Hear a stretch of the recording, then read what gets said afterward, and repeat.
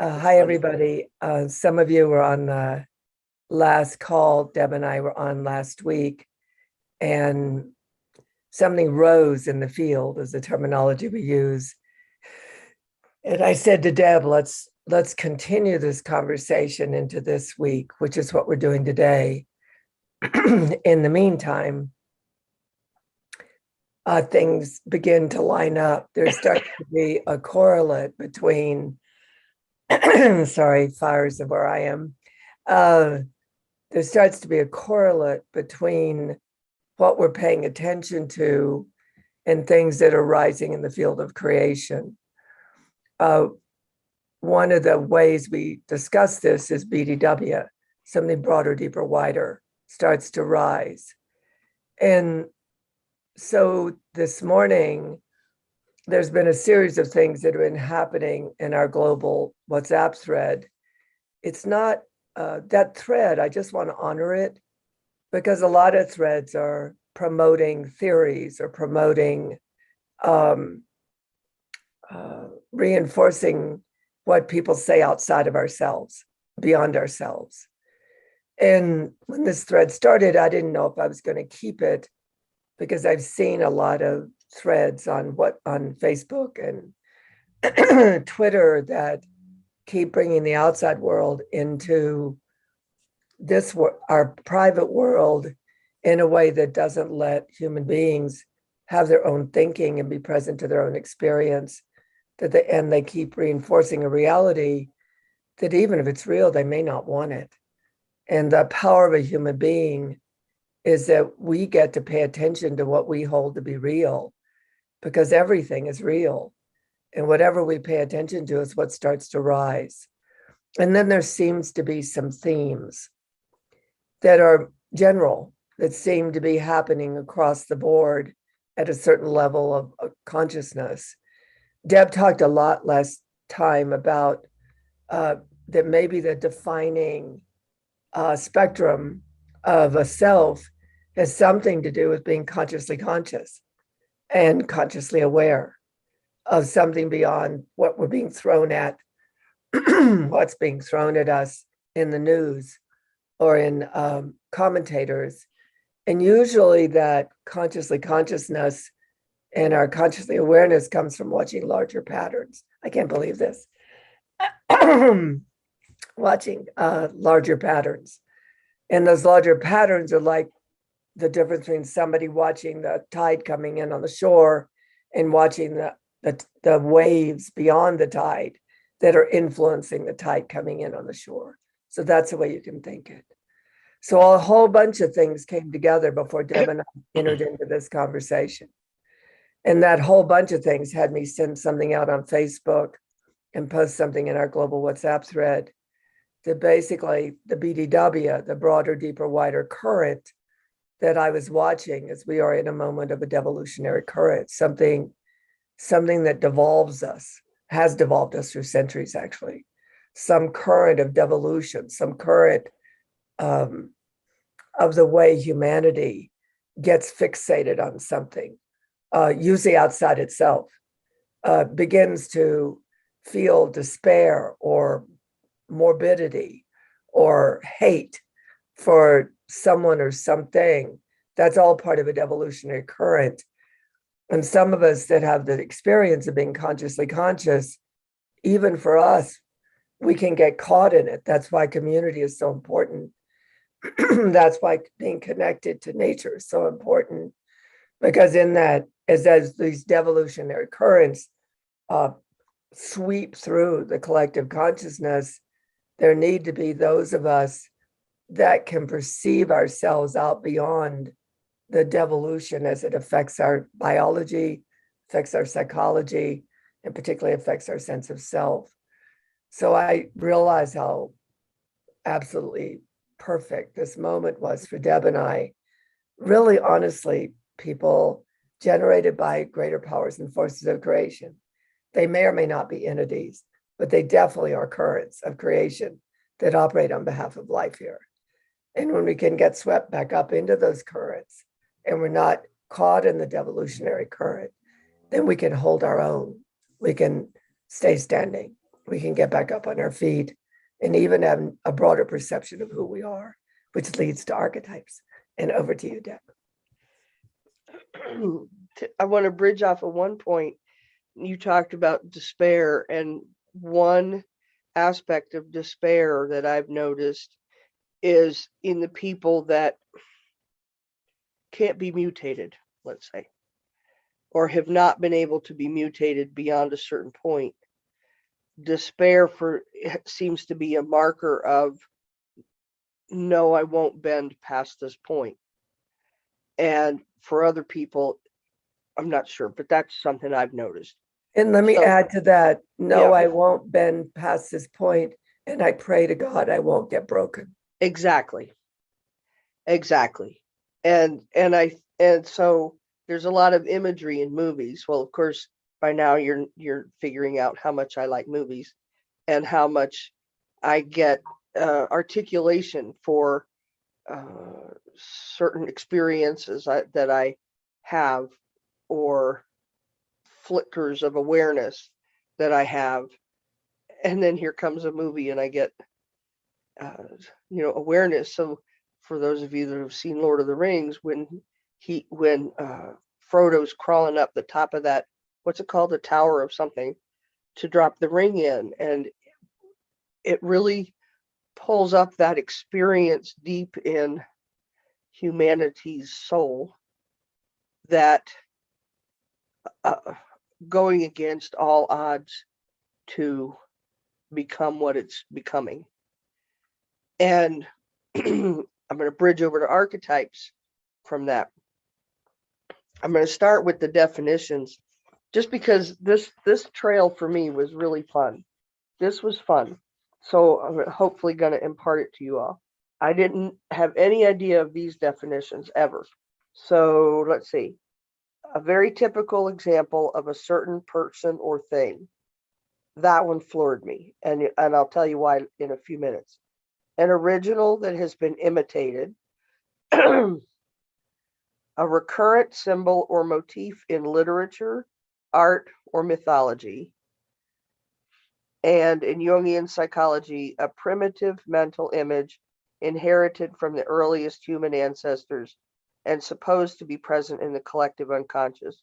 Now, the languaging in that last one is so indicative of the kind of de-evolution Tantra's talking about, because the word primitive doesn't mean what it used to mean anymore.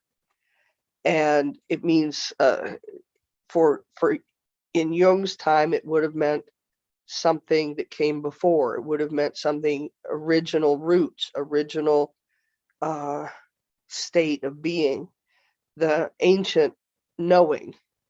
It didn't mean less than, like it tends to now. The connotation is real different now. And then the term supposed to be, I just thought, man, that was slick. Whoever slipped that one in there, to just, if you're not paying attention or have your critical thinking in gear for any reason, you're going to miss that and be shaped by something as simple as that. I just thought that was just like tut tut on them. So basically, an archetype is a deep knowing of how something ought to be or can be. Like in my work with my clients, which at this point are mostly youth, kids and teenagers and their families, I don't think I've met, I can't think of one right now that didn't seem to have an unconscious knowing of what's healthy and real. And their mental health problems start when there's an aberration in what they know. So that would be an archetype of health and health,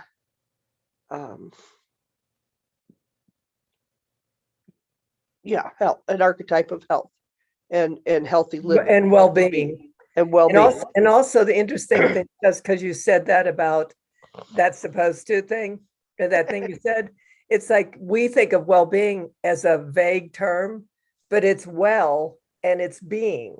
So it is a well-being.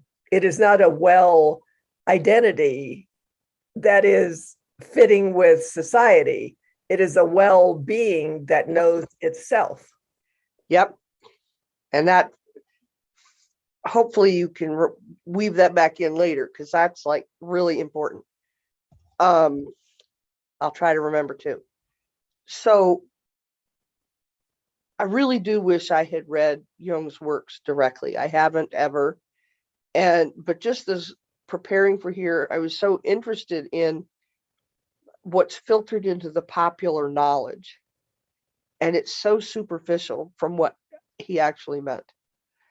So, like, one of the things is we tend to think that there are archetypes, like little fixed points of reality that represent, what do you call it, Tantra? What do I call it? A fixed way of being, perhaps.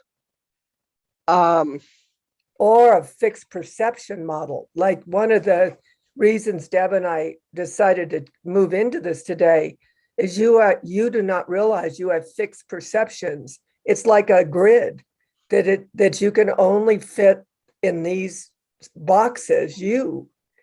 And so 90% of why we're doing this is just wanted to break up that fixed perception. Yeah. The possibility of new perception, your perception, not ours. Your perception can start to rise. Yeah. So the fixed perception would be like this. An archetype is something grand, glorious. In my mind, it's analogous to the split that rose from several threads of, really exploring and reaching for what it is to be human, that continued to split our divine self from our human self. And I think that's one of the most detrimental aspects of the search over time that's ever happened. There is no such thing as your divine self separate from your human self. It isn't possible on any level at all, period. It's just not. There's maybe a spectrum of local human and divine human. And where are you on that spectrum today as you wash dishes or, go out and serve your clients or whatever it is that you do, engage in life. You can be a phenomenally divine human as you plant your little tulips, it's not about the engagement or what you're doing. It's about who you're being. And so there can be a spectrum. And I think that's what's real, a moving meta point, and fitting with the principles of creation that are part of Tantra's work. I think those really encapsulate the high points. I mean, by high points, I mean richest points of many, many bodies of knowledge that are very parallel. Yeah, and it gives your mind the capacity for BDW to have Right. a broader, deeper, wider spectrum of consciousness to perceive yourself as, and through that self, the world. Yes. Okay. So back to archetypes. So, the one part about Jung is he definitely had the idea of persona. I think what he called persona is what Freud called ego. And of course, scholars have argued about this forever, but whatever, it doesn't matter. So persona, ego, persona, and personality, for me, would be interchangeable terms of how one's inner being interfaces with the outer world. And I understand there's lots of, is there really an inner and outer? And, there's lots of discussion But on it's that. the way we're going to use the conversation for you to be able to perceive. I'm just going to keep reinforcing that because I can hear in the mind of people listening. Good. One of my cheat points. I can hear in the mind of people listening how easy it is to go into what you've been told something is. We're not trying to tell you something new to say that's what's real. We're asking you to look from this perspective and see what shows up for you. Yes, yes. And these are the words that work for me and match what I learn and what resonates for me. So those are the words that resonate for me in my study, in my journey towards conscious awareness. So for him, the word was persona. And for him, archetypes were, they were like a higher state, or the highest state, maybe you could call it, of say mother, father. Well, I should have written some of them down, but and that all of these came from wherever they came from. He was considering it from ancient times, or that was his way of maybe saying he doesn't know, but they came from somewhere, and these ways of being have continued across all of humanity in the collective unconscious, which says a lot about how we're all interconnected and how there's a common base of something across all forms of humanity. I think that's pretty cool, but I'm not going to get too far into that right now. And I want to respond about one thing because I read Carl Jung's memoirs. And the thing that I loved the most about it was that it just slipped my mind. It's something you just said. What I like the most about him is I'm very interested in cognitive awareness. And you should look that up. You should explore the word cognitive and cognition. It's actually a word that has not been able to be messed with, no matter what definition you use. And I have been through several states, and you have heard Deb and I discuss this, of awakening. And when I was awake, I was cognitive. It was a direct link to my cognition was now living in a domain of awareness of which it was cognitively a part. So the language I speak, the terminology I use, I'm also going to say Deb does that too, otherwise she'd never been able to grow me up, is because we're in the cognition of an awareness. That's why she's so careful in saying, I understand this is how it's said out there, but the cognition, we're using the word from a different framework of awareness and seeing how that contributes to you. Thank you, Deb.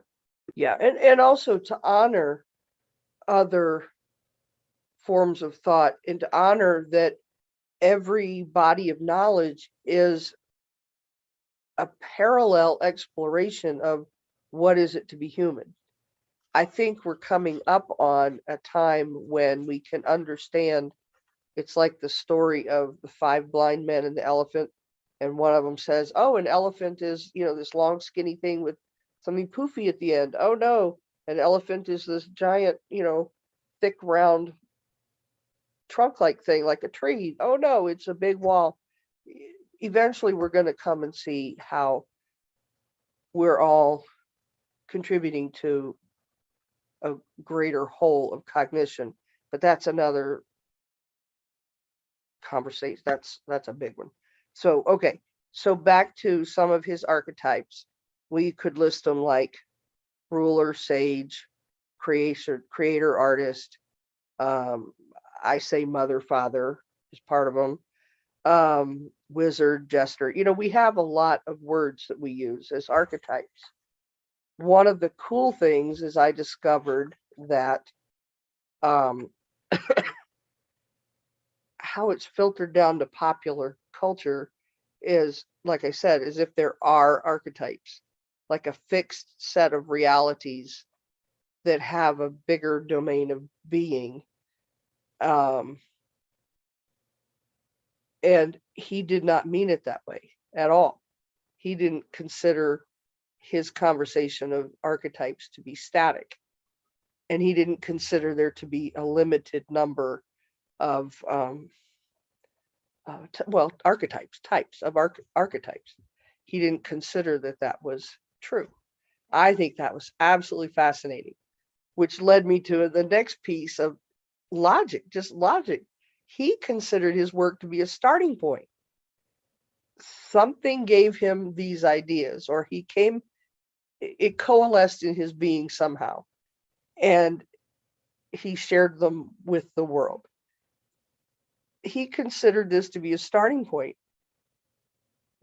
The field of psychology, as far as I know, has studied it as if that's the truth in this domain, not a starting point.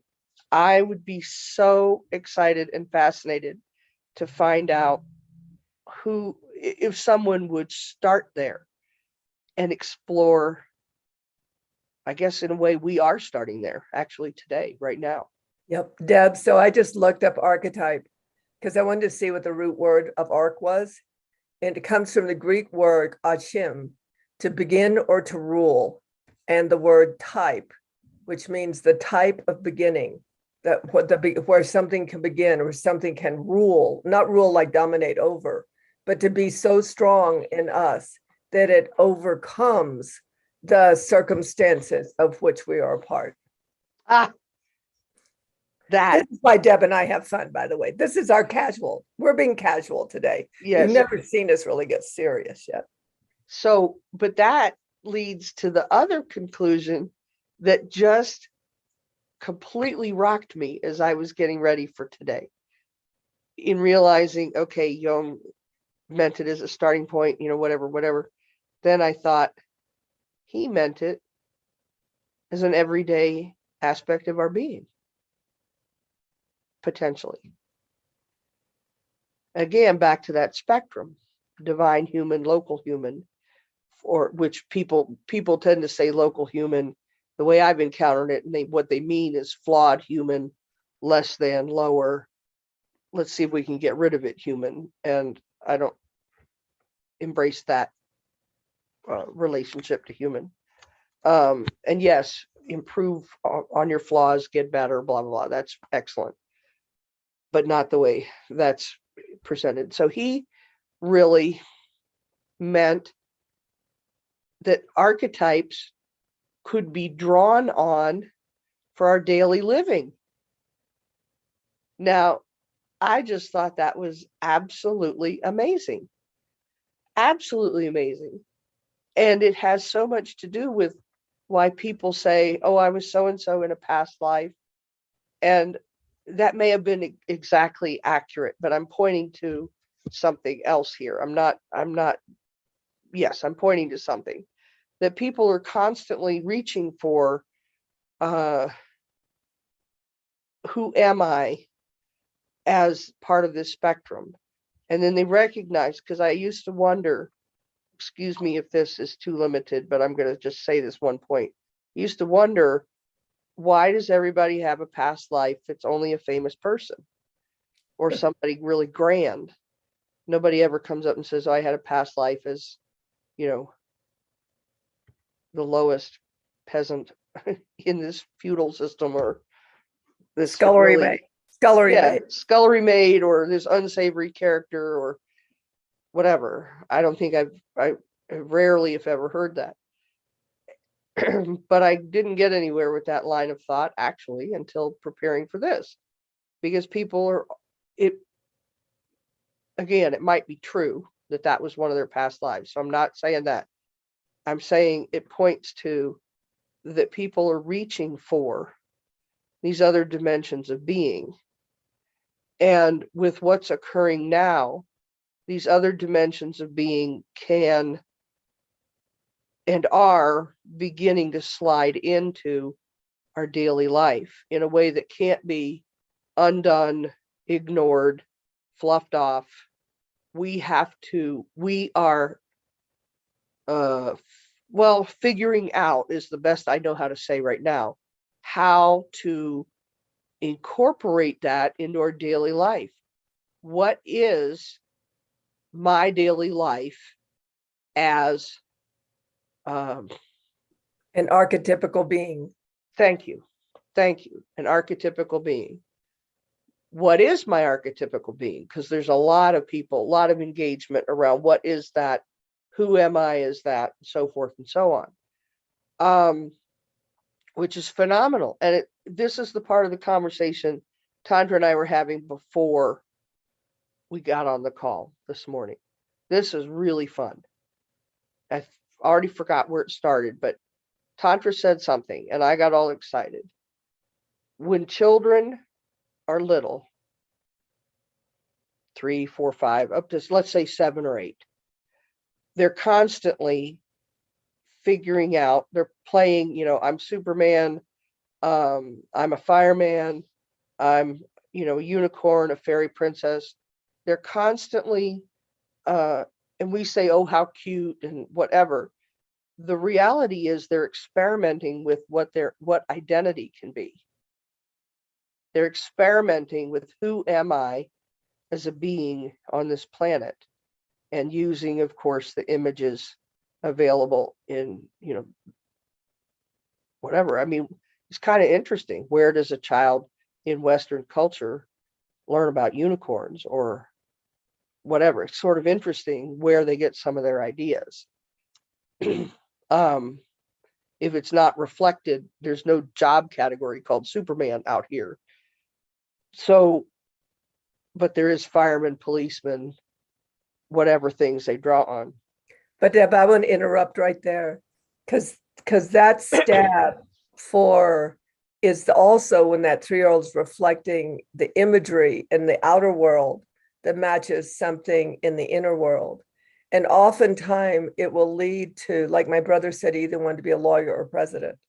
But when he was 3 years old, actually. Wow. And he's a lawyer.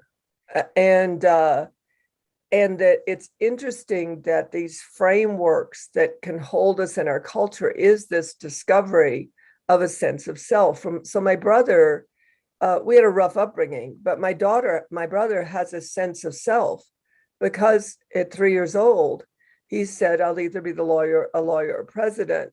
And so his struggles with life were already held in an archetypical framework, because at 3 years old, that's a glorious thing. That's something of self-expression. That's something that gives us a place for self. And a lot of people, I think even on this call, there was this statement called, I don't think I belong here. And that was simply because our archetype didn't frame itself in the world. And we want to be careful here, because you can have several archetypes. Can I just say one thing funny, Deb? So this morning I was preparing for this call and I couldn't find my mug.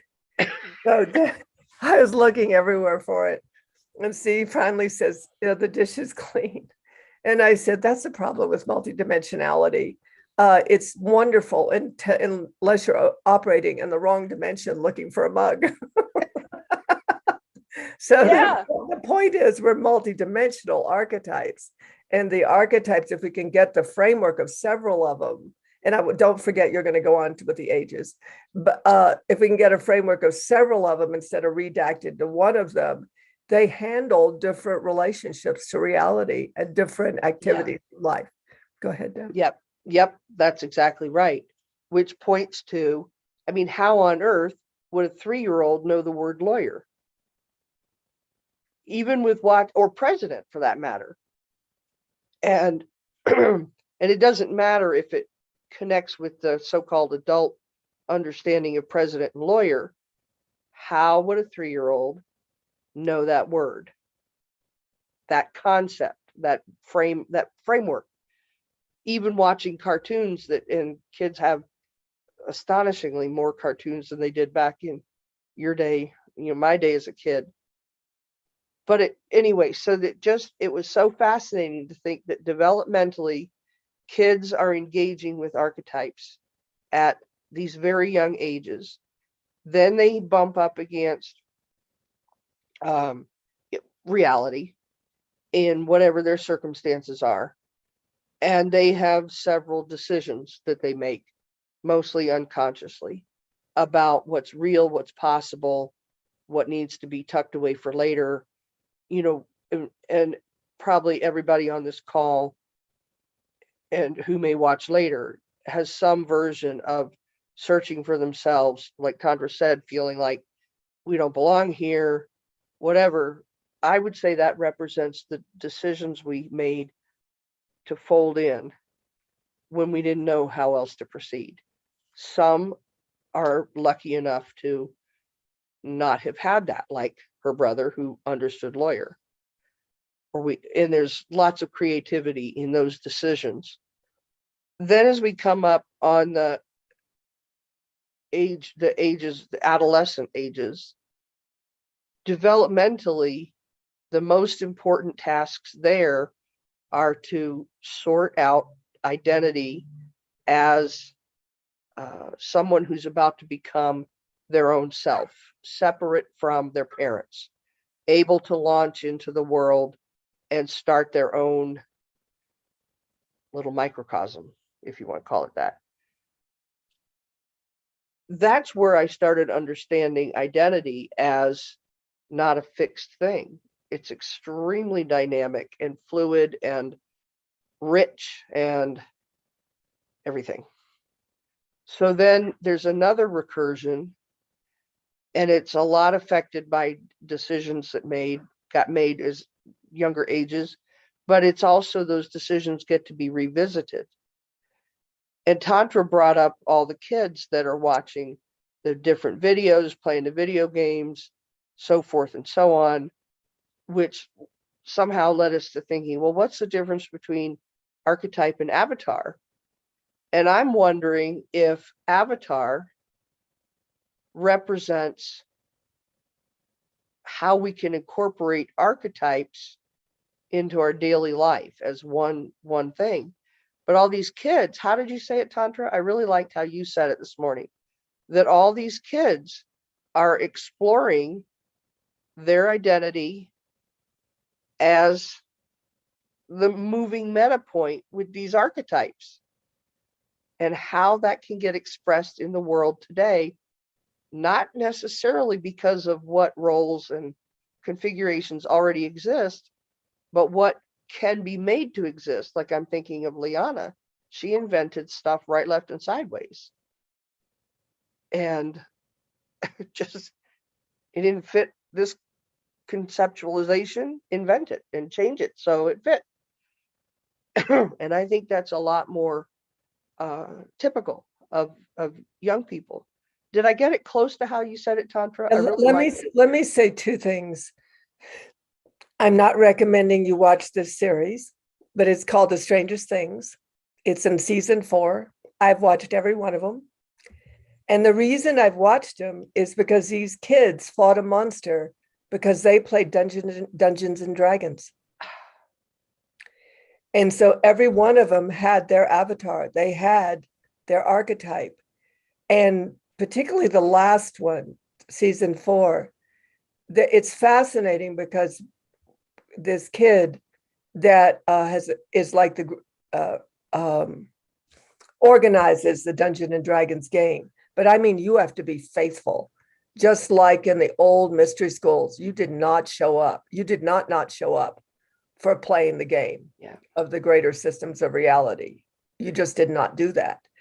And it really, at one point in the last series, he saw something horrible, and he was totally traumatized by it and was completely terrorized by it. And then his friends found him, and all they did was just take care of his terror. They didn't try to tell him he was more than that. They didn't try to help him have a different sense of self, which we always do. Well, you don't have to have that victim self, which I just want to throttle people when they say that. Try being severely traumatized and then see how well you do with saying you don't have a victim consciousness. Mm-hmm. But at one point when it really mattered and they were probably going to lose, this young man remembered his avatar. And he remembered the reality that their avatars lived in. And they used that consciousness to defeat what was coming after life. So we are not being silly in this conversation. Right. And I know in the limbic activations I've been doing, they're startling. They're startling, Deb, because When I'm in there, what comes roaring towards me is imagination. Mm-hmm. Because it's not the imagination, like you said, it's not a kid having a fantasy about being a fireman. It's the imagination that gives access to the realms within these greater avatars, and archetypes exist and have power. But when a kid is doing those things, that's exactly what Yep. they're in. Yes. And interestingly enough, again, the word fantasy originally was used, I don't know all the etymology, but it was originally used as just what Tantra said, having imagination that took you into other worlds. That was how the psychoanalysts used it. That was exactly the way that word was intended. We've devolved the word into imagination like something superficial, silly, ridiculous, fluff it off, not useful or not applicable.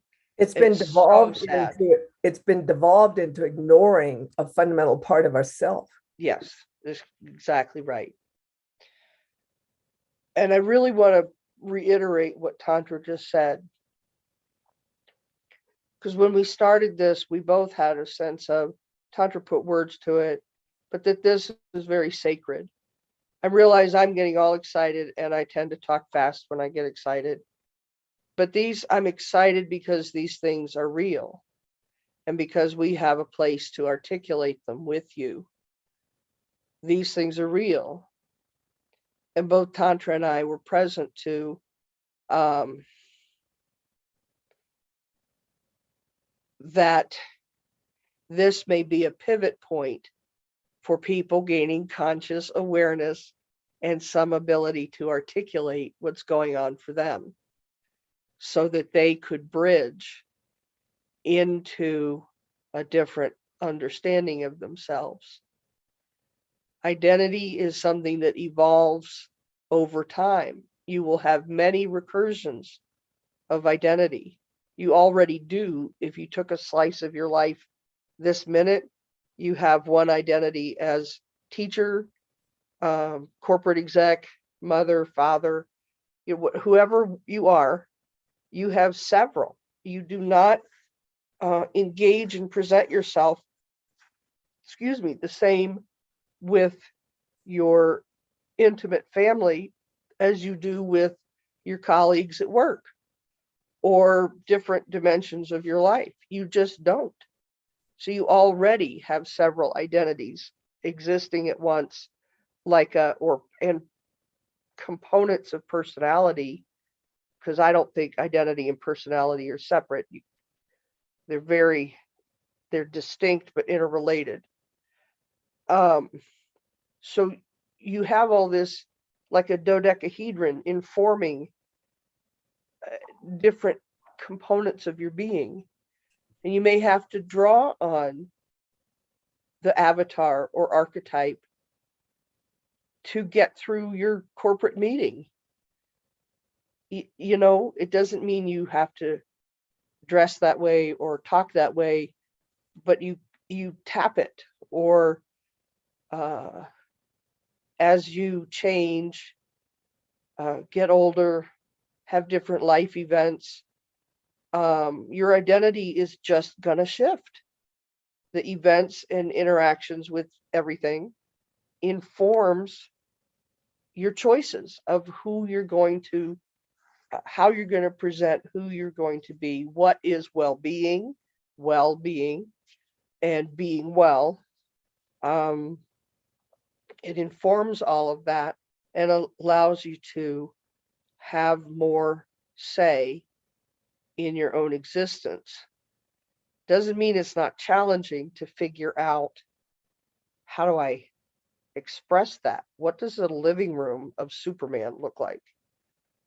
What is I frequently wonder those kind of mundane things. If I was uh, uh, like one of my avatars, if you will, is Deborah from the Bible. Well, okay, how does she live day to day? What is that? And then what does that mean about how I include those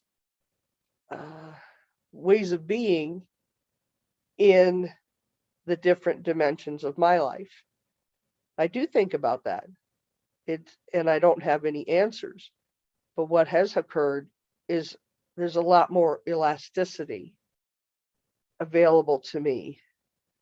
Certain self-concepts can't sustain and maintain in the face of that. And there's a choice point. But it's not as simple as the mental, oh, just choose. It's not that simple. So I don't mean to convey that. So for me, that was kind of the logical conclusion of preparing for today about archetypes, is we get to include those. We get to cherish those. We get to be excited and maybe aggravated when you got to figure out, what does that mean in my daily life, and how do I bridge the current, how do I want to say that, Tandra? What am I trying to say? The current.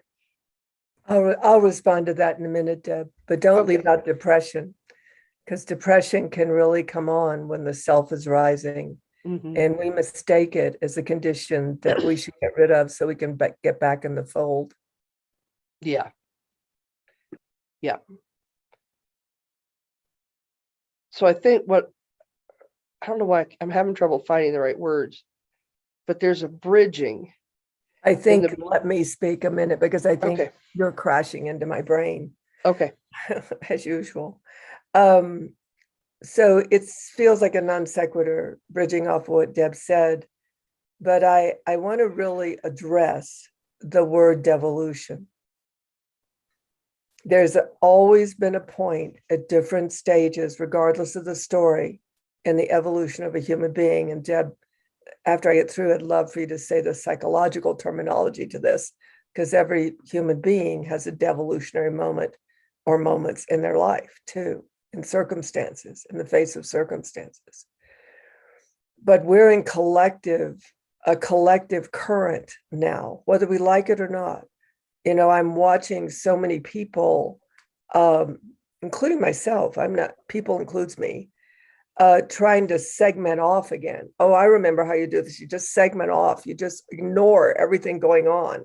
You just make a concept, hold of that concept, and use it to shield you. I mean, like we got this whole thing going on about birds on WhatsApp, but you can see it's just, let me stand here, just let me hold this concept to be real. Just because there's something deeper happening that's trying to pull me out of a safe space, and I don't know what to do with it. And concepts and beliefs and points of view temporarily can be very safe spaces.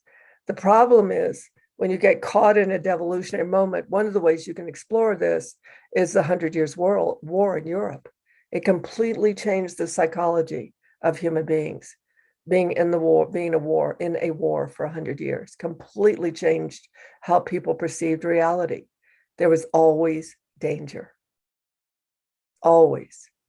So when we're in a collective consciousness that's devolving, that's in a devolutionary pattern, we have to go after the evolutionary patterns. We have to actually relocate ourselves in what it takes to evolve. And I'm not using Darwin's survival of the fittest.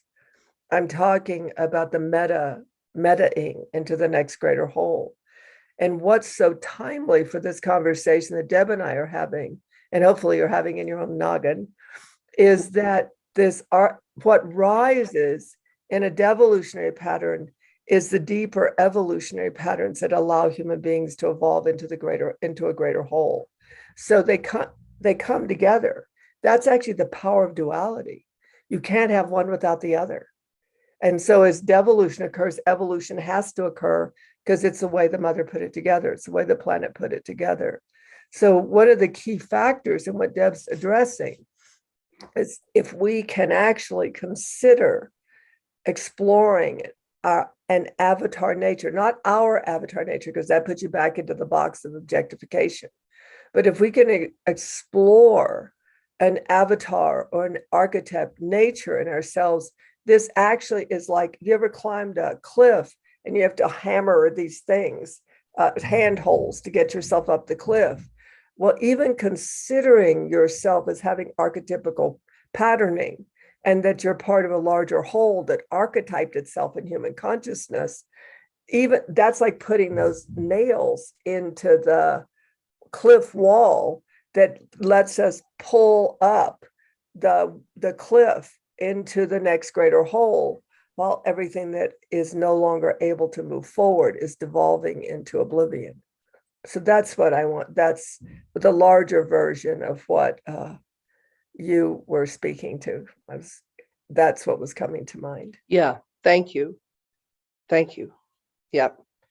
And I'm not sure how to put it into psychological terms, because I don't think from.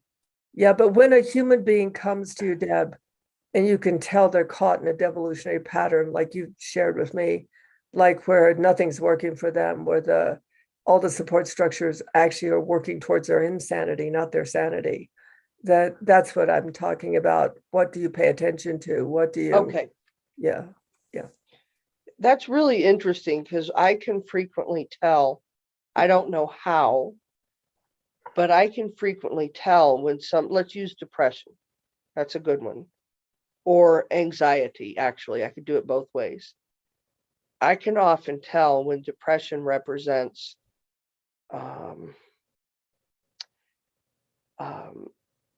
being in the gap or at the edge of the chasm, if you will, or they're experiencing, I'm here and what I know is real is over there, and there's no way to get from here to there. I can usually tell that. Or if their depression is a function of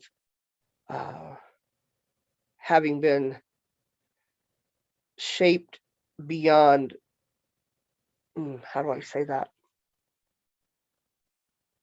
I don't know how to say it in a way that sums it up.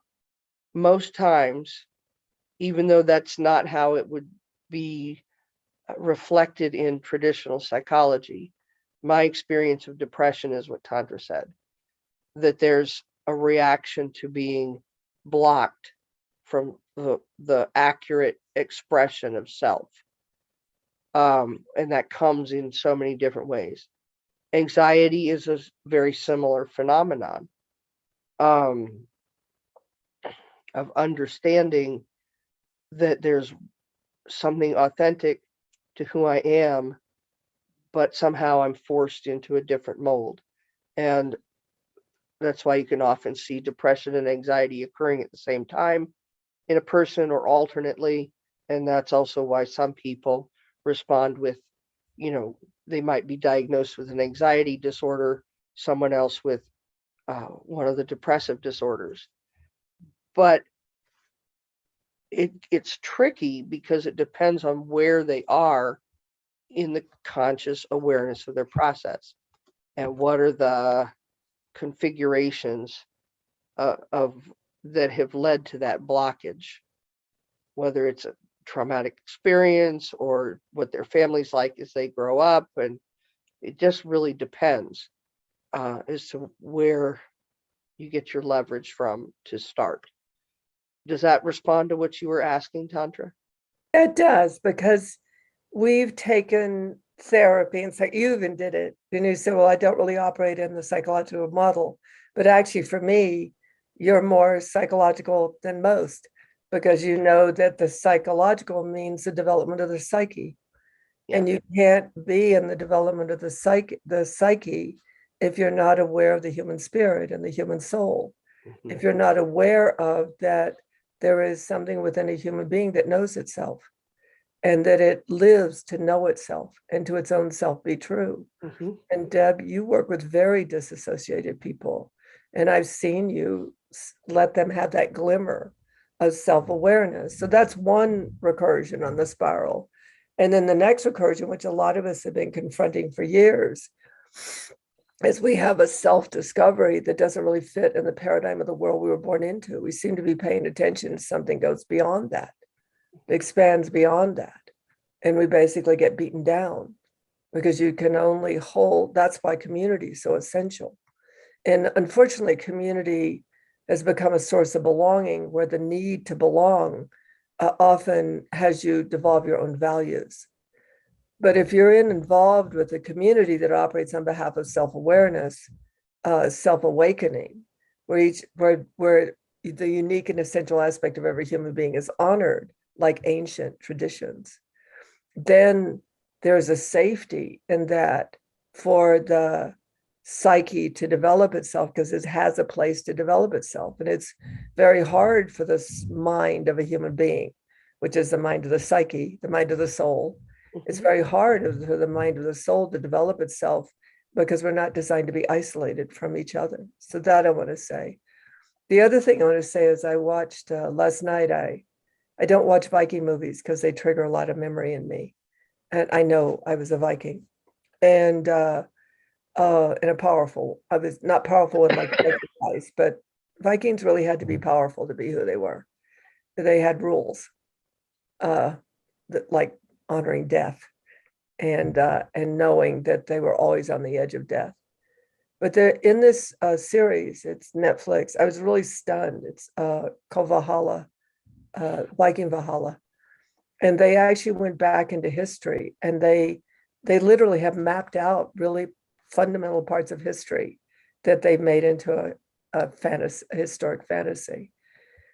But there was this place in Sweden, it was called Uppsala, and it would have been the equivalent of the Pope's home in Rome to the pagans. And the word pagan means to be in touch with the nature of things and to be part of the nature of things. That's what pagan means.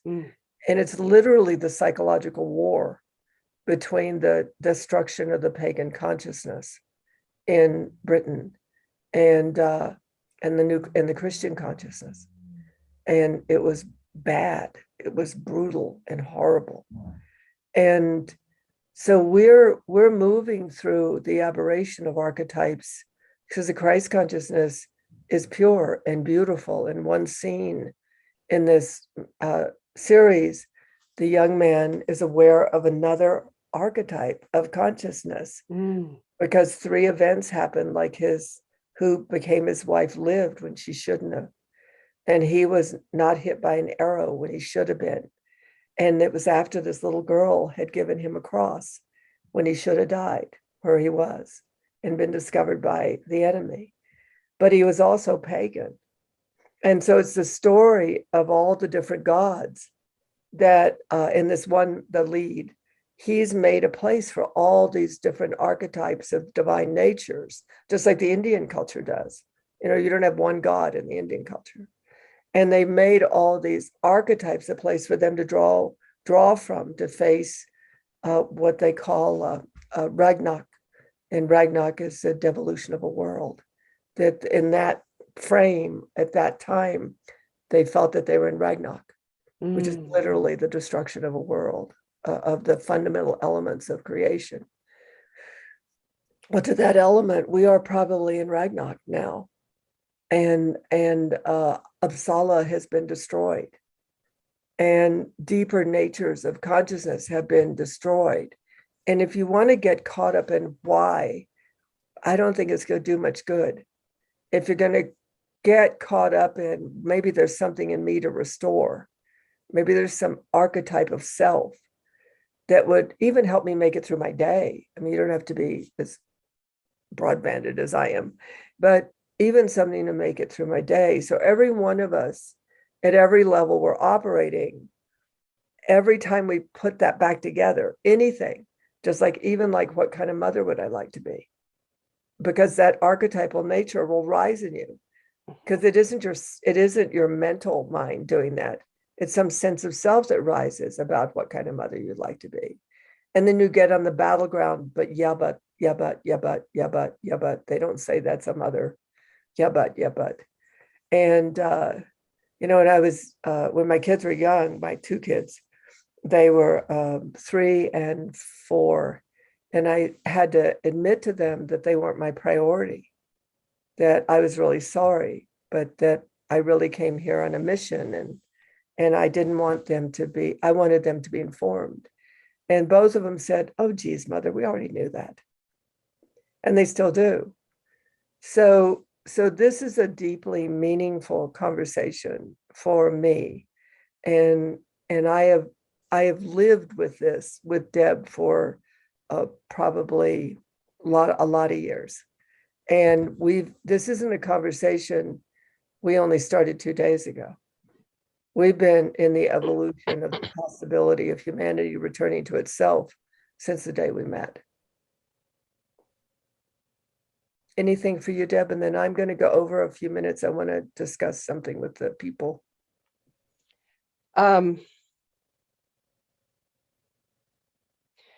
That last part that you said of that realm being destroyed, I assert that it's destroyed in the daily physical manifestation of it. It's not destroyed Right. At all. And that's part of what we're talking about. And that's how come there can be archetypes. We don't have temples with the priestesses right now, at least not in our modern Western culture. We just don't have it the way it used to be. That's gone at this time. The essence of it, though, is not gone. And what does that mean in our daily life? How can that be restored or resurrected or re-included? And it's could look very different. It could really look as simple as, I don't know, that's not simple, but a change in how a teacher runs her classroom, for example, or something. So it's not destroyed. And it really is, there's this wonderful movie called The Power of 10 that, we tend to think archetypes are way out here in the magnification of things. And I've started paying attention to what is it when that comes down into our daily life and into now I don't know how to do the powers of, so the powers of 10 go both direction in a big way and down into the, I don't know the mathematical term of that. The atoms goes down into the quarks and the atoms. Okay, very much on the physical plane. And there's a scene where, they the starting point is these two people on a picnic blanket, and then it goes way out into space, and then it goes way down into the atoms and molecules and whatnot. So it's that sort of shift on a spectrum. And what Tantra said is we're facing the point where this period of human time, we're facing where so much was put out of our reach, wrenched out of our psyche. And we're beginning to, the egoic structure that's occurring, to tap back into last week, the egoic structure that's rising is a conscious awareness of our power to find it again and bring it back into the physical plane currently. What is the current expression? And it may mean that one day we have temples and priestesses the way we used to thousands of years ago, but I have a feeling it's going to be much more like the way a teacher arranges her classroom and presents the lessons. It's going to have a much different integration into our life.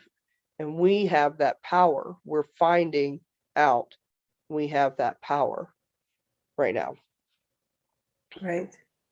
I'm just going to tell you a story, and then I'm going to make a short announcement. So years ago, and Deb, I'm going to get his name wrong, but if you remember his name, let me know. There was a young man, African man. His name was Maharamba, I think. And he told this story about his grandfather, because what happens when the English came into Africa, one of the ways they broke the spirit of the African tribes was they would draw a line right through the center of the tribe, and they would divide the tribe so that they were governed by basically UK aristocrats, and they couldn't hold to their unified sense of things. So this general from the UK came to gloat with this grandfather that was one of the shamans of the African tribe that got separated from itself. And he said to him, I had to be at your death because we won. And the grandfather said to him, no, you did not, because the spirit of our people will show up in your young people. And that was 3 years before raves started in UK. There was 3 years. So the point of an archetype is it can't be destroyed. Mm-hmm. The archetypical nature of self cannot be destroyed. The self cannot be destroyed. It can get lost in how it is identified, but it never gets destroyed. So I want to let you know what's going on. I'm trying to design a cultural system of engagement. You do not need to know what that means. Deb will shake her head up and down when I say I operate in very complex matrices. And by building those complex matrices, I give the opportunity for somebody to rise that is non-linear. It is multidimensional, and it creates a current of so above, so below. That's what I'm going to tell you. So we're looking at going on a cultural site called Heartbeat. And Create a World is, not Deb and I, Create a World is, although Deb and I are going on there too. And we're putting together a patterning that we haven't completely developed yet. But what happens for me, very similar to what Deb said about we don't have our temples. And for me, we may not have our temples, but we do have our ways. And so one of the things we will be doing is we'll be offering just a personal seminar where you can watch it in the privacy of your own home. There'll be 5 of us doing it because we're really out to not have the tribe divided anymore.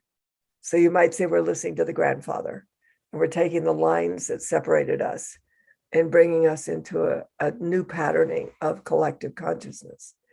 Maybe small, maybe hard, almost obsolete, but it's really fun for me. I'm really excited. So one of the things we'll do in this central part of Create a World is we'll do this thing that you can purchase as a membership. You can become part of a membership. And then we'll start furthering this 5 of us unfolding things. But this is just a foundational thing. It isn't really to promote the 5 of us. It's because 5 of us have been paying attention to a very bedrock conversation for a long time. So we have longevity in there. But what's also going to happen is we're going to take things like this last time and this time, and we're going to offer a seminar for you to come on and be interactive with, in this case, Deb and I, regarding the 2 weekends of material that we've been doing. So none of this is in place, but I'm still offering the seminar. Deb didn't know this. And because I think it's very important that people get a chance to be observing and engaged in conversation regarding this. We're not going to teach you anything. It's a place of engagement. It's a place of self-discovery. We're going to be inquiring too, and we're going to use what we've known through our own lifespans and what we've been paying attention to. So right now it's coming in my head like maybe 3 2.5 hour times that you can do one of them or all of them if you like. I do not have it constructed. I've thrown this in Deb's lap, but I move with what's rising. I move with what's up. I move with what takes care of life. And the same way we have people scheduled from here on out, but we had nobody today. And of course, last time we realized that this was an extension of last time. It's called synchronicity. It's called moving with the powers and forces of creation on behalf of all life. So I just want to let you know, we'll see how it does. I'm going to throw it on the lap of my beautiful Christina and Roxana and see if they can pull something together. If not, just write an email at the office at tantramat.com if you're interested, and we'll go from there. Thank you, Deb, as always. Yep. As always. Yep. I love it.